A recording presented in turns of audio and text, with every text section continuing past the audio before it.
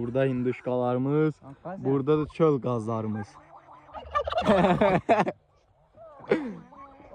Dostlar, çöl gazlarına bakın ne qəşənglər. Rəngləri buradan tam bir görsənmir, amma çox qəşənglər. Çöl gazlardır amma çöl gazları. Ayda ne qəşəng mənzərədir, çöl gazlarıdır hamısı. Ördək deyil, çöl gazlarıdır bunlar. Çöley bayır kıyıya. Ramal kaldı burada, Ramal da aparın. Kuşlar beni de alın.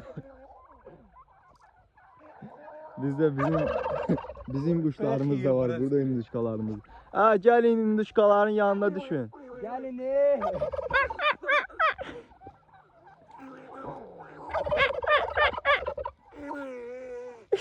Kalı kollar.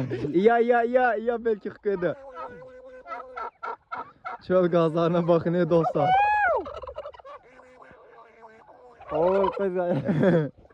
Ramal elə bilirlər, Ramal da qazdı.